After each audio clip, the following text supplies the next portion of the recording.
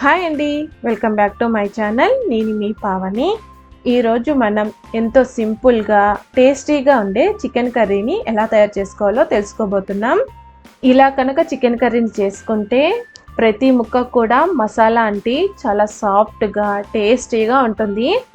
కావాలంటే మీరు కూడా ఇలా ట్రై చేసి చూడండి, మీకే తెలుస్తుంది కర్రీ ఎంత బాగుంటుందో. అన్నంతో అయినా రోటీతో అయినా ఈ చికెన్ కర్రీ అదిరిపోతుంది.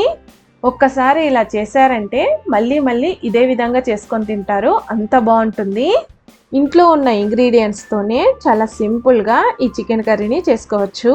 చికెన్ కర్రీ ఎలా చేయాలో తెలుసుకోవాలనుకునే వారికి ఈ రెసిపీ చాలా సింపుల్గా ఉంటుంది. మరి లేట్ చేయకుండా రెసిపీని స్టార్ట్ చేసేద్దామా. ముందుగా 1 kg చికెన్ను క్లీన్ చేసుకొని తీసుకోవాలి. ఇప్పుడు ఇందులోకి 1/2 టీ స్పూన్ పసుపు, 1 టీ స్పూన్ అల్లం వెల్లుల్లి పేస్ట్, రుచికి సరిపడా ఉప్పు వేసుకోవాలి. అలాగే అరచెక్క నిమ్మరసం పిండుకోవాలి. ఇప్పుడు ఇవన్నీ కలిసేలా బాగా కలుపుకోవాలి. చికెన్ ముక్కలకు అంటేలా చేత్తో ఇలా ప్రెస్ చేసుకుంటూ బాగా కలుపుకోవాలి.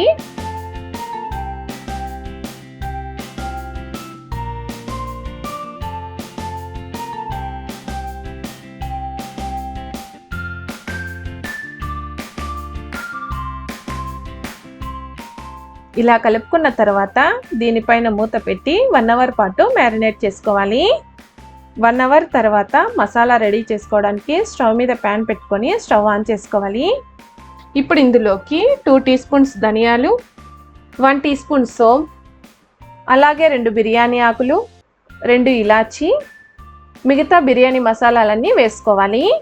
ఇప్పుడు స్టవ్ను లో ఫ్లేమ్లో పెట్టుకొని వీటిని బాగా ఫ్రై చేసుకోవాలి.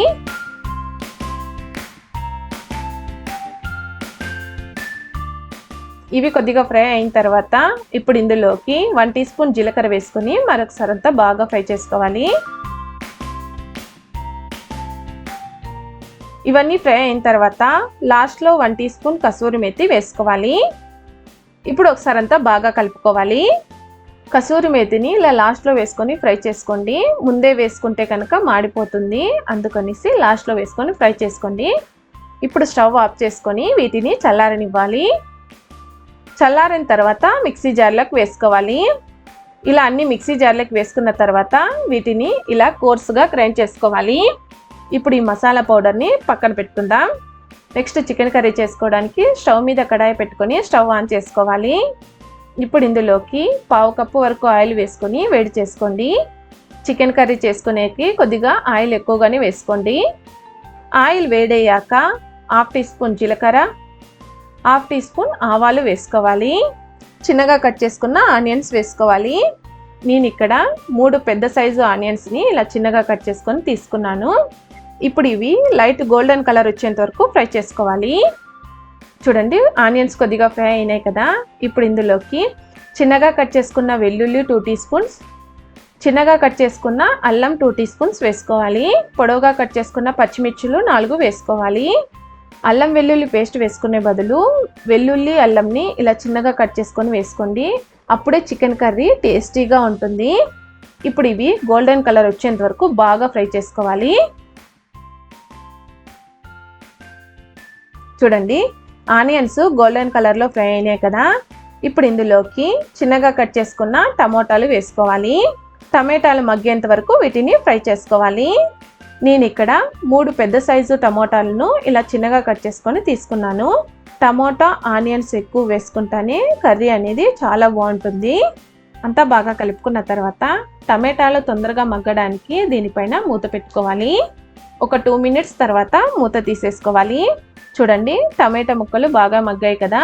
ఇప్పుడు ఇందులోకి రుచికి సరిపడే ఉప్పు, మనం అప్పుడే చికెన్ పీసెస్లో వేసుకున్నాం కనుక ఉప్పు చూసుకొని వేసుకోండి. అలాగే 1 టీ స్పూన్ కారం వేసుకోవాలి. పచ్చిమిర్చిలు వేసుకున్నాం కనుక కారం కూడా చూసుకొని వేసుకోండి. ఇప్పుడు వీటన్నిటిని మరొకసారి అంతా బాగా కలుపుకోవాలి. ఇలా కంటిన్యూస్గా కలుపుతూనే మరొక 2 మినిట్స్ పాటు ఫ్రై చేసుకోవాలి.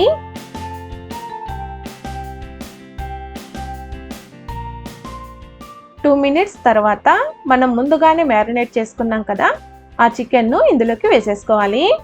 వేసుకున్న తర్వాత ఇప్పుడు మసాలాలన్నీ ముక్కలకు అంటేలా బాగా కలుపుకోవాలి.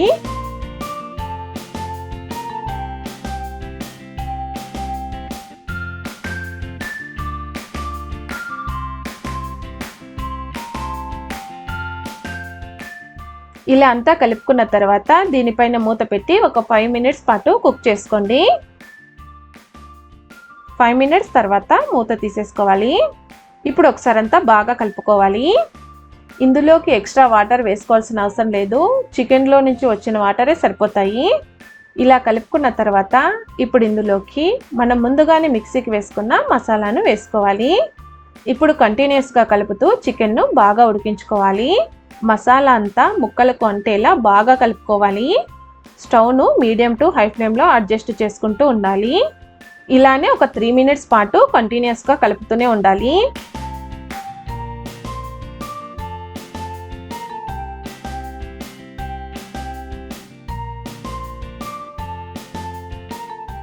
త్రీ మినిట్స్ తర్వాత ఇప్పుడు దీనిపైన మూత పెట్టి మరొక 5 మినిట్స్ పాటు కుక్ చేసుకోండి. 5 మినిట్స్ తర్వాత మూత తీసి చూద్దాం. చూడండి, ఆయిల్ అంతా తేలి చికెన్ బాగా కుక్ అయింది కదా. ఇప్పుడు మరొకసారి అంతా బాగా కలుపుకోవాలి. నేను ఇక్కడ చికెన్ పీసెస్ చిన్నవే తీసుకున్నాను కనుక తొందరగానే కుక్ అయింది. ఒకవేళ మీరు తీసుకునే చికెన్ పీసెస్ పెద్దగా ఉంటే కనుక ఇంకొంచెం సేపు ఉడికించుకోండి.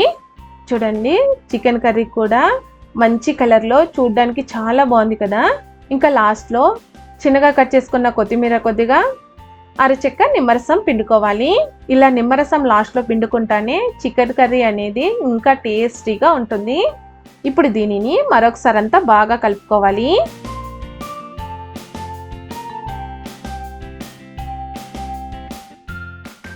అంతే అండి, అదిరిపోయే మసాలా చికెన్ కర్రీ రెడీ అయిపోయింది కదా. ఇప్పుడు స్టవ్ ఆఫ్ చేసుకొని దీనిని సర్వింగ్ ప్లేట్లోకి తీసేసుకుందాం. వేడి వేడి అన్నంలో ఈ చికెన్ కర్రీ వేసుకొని తింటే ఒక్క ముద్దతోనే ఫుల్గా ఫిదా అయిపోతారు, అంత బాగుంటుంది. ఈ రెసిపీ నచ్చితే లైక్ చేయండి.